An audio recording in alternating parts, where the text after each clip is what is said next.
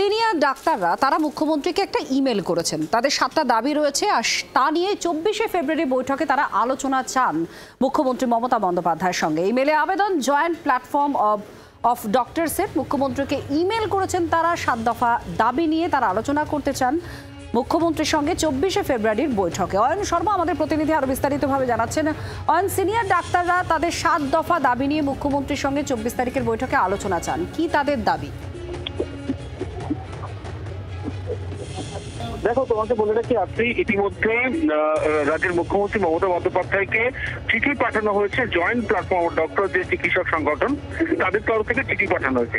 চিঠিতে তারা যে বিষয়গুলি উল্লেখ করেছেন সেক্ষেত্রে তারা বলছেন যে বিভিন্ন হাসপাতালে লোকবল কম রয়েছে, অর্থাৎ চিকিৎসক কম রয়েছে, সেই সংখ্যা কম রয়েছে। মুখ্যমন্ত্রী যেন এই বিষয়টি নিয়ে আলোচনা করেন আগামী 24 তারিখের যে বৈঠক রয়েছে সেই বৈঠকে।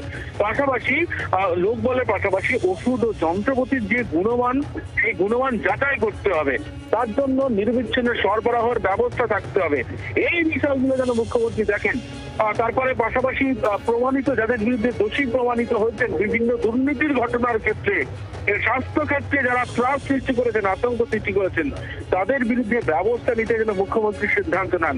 এছাড়াও গঠনমূলক সমালোচক যারা, প্রতিবাদী সে সমস্ত যারা চিকিৎসকরা, যারা সিনিয়র প্রতিবাদী চিকিৎসক বা জুনিয়র চিকিৎসক যারা রয়েছেন আন্দোলনের থেকে বিভিন্ন সময়, তাদের বিরুদ্ধে একাধিক সময়ে প্রতিহিংসা আক্রমণ নেমে এসেছে। সেই বিষয়টি যেন মুখ্যমন্ত্রী দেখেন।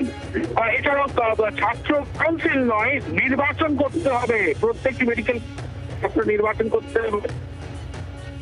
পাশাপাশি বিভিন্ন মেডিকেল কলেজ হাসপাতালে শিক্ষা ক্ষেত্রে যে হেলথ কালচার রয়েছে সে দূর করতে মুখ্যমন্ত্রী যেন আলোচনা করেন।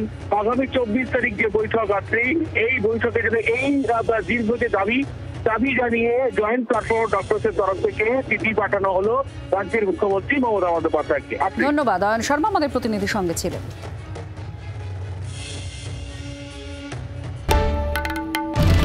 বাংলার আওয়াজ, বাঙালির আবেগ, জি 24 ঘন্টা।